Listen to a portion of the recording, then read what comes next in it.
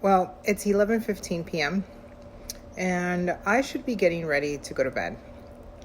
But I, like probably many of you, am struggling to find good night's sleeps. It's hard to witness and see what's happening across our country and our nation, and knowing that so many immigrants, so many people right now are sleeping in floors, people on top of each other, people that were just taken, abducted, with officers who were wearing masks, who just took people from children, who are children that should be in colleges and classrooms, but today are being detained. It's hard to sleep.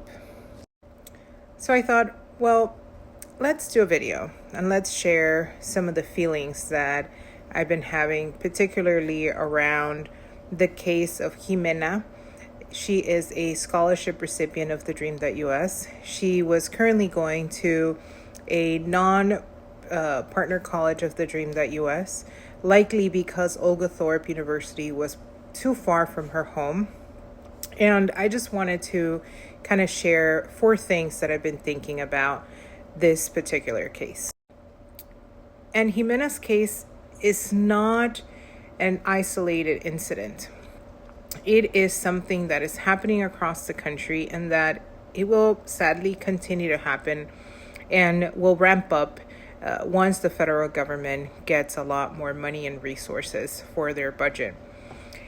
It is also, I think, a reflection of the moral failure of our immigration system, the lack of responsibility that administration after administration, Democrats, Republican, Congress after Congress have not taken to do something that they know they've needed to do, that they've talked as long as I have been an adult and been working on this issue around an immigration system.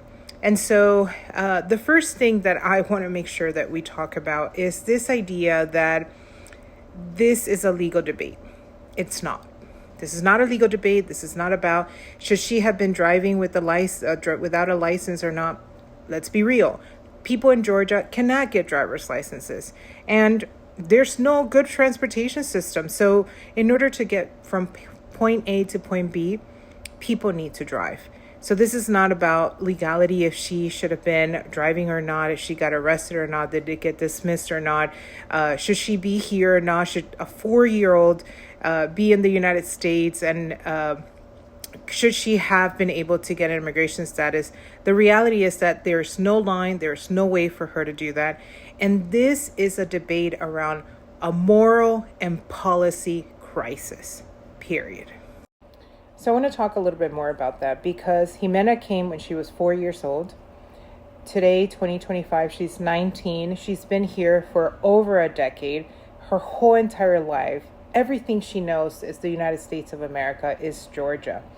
And so this bright young woman, Ximena, a college student, a sister to 2 younger individuals, a babysitter, a beloved community member, a 19-year-old, doesn't have the ability to get an ID, a driver's license. There's no laws that would allow her to do that. And she was arrested by mistake. She shouldn't have been arrested, but now is facing deportation. And her punishment for someone who grew up here and is already part of our nation is to be put in a detention center at 19 years old. This case should be a wake-up call to our nation's consciousness. I heard so many people who justified voting for Donald Trump saying, oh, he's never going to go after dreamers. Come on, Gabby. I'm voting for him for the economy, not because he's going to go after good immigrants. They never do that. He knows better. Yeah, sorry. We all knew. And he was saying that. They had mass deportation signs at the Republican National Committee. They have had Stephen Miller and Project 2025 written. They told us what they were going to do. And now people are just going to stay silent, and you're going to be, with your vote, not only silent, but now complicit to everything that is happening to your neighbors. A 19-year-old, a college student. Look, nobody can tell us, this administration, Republicans, anyone, that this country cannot be humane. That there's no way to allow for people who are in this country without status to be able to have status. Just this week, over 50-something people from South Africa, white South Africans, were welcomed with a red carpet, a charter plane, and been given a fast track to be able to become citizens in 5 years by being able to become a green card holder in 1.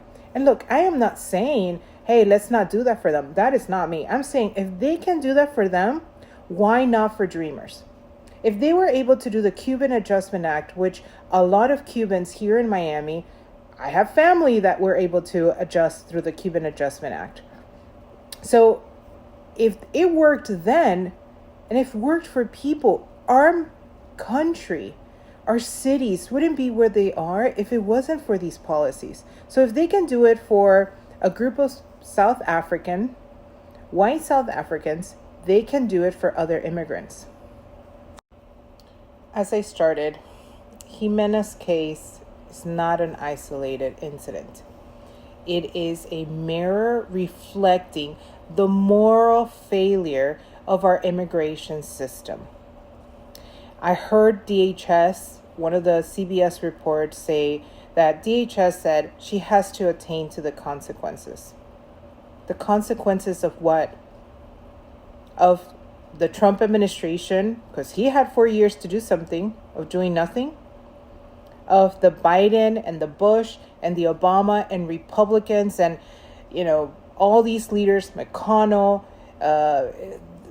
different speakers that we've had year after year of Congress, both Democrats and Republicans holding power and knowing that they have to do immigration reform, doing nothing about it and making this just another political ping pong between Democrats and Republicans. I truly believe in fairness and in justice and the promise of this country. And I'm going to continue to speak out, and I'm going to continue to say things, even if I'm putting myself in danger. And I'm doing that because we must act. Because the route and where this country is going is very ugly.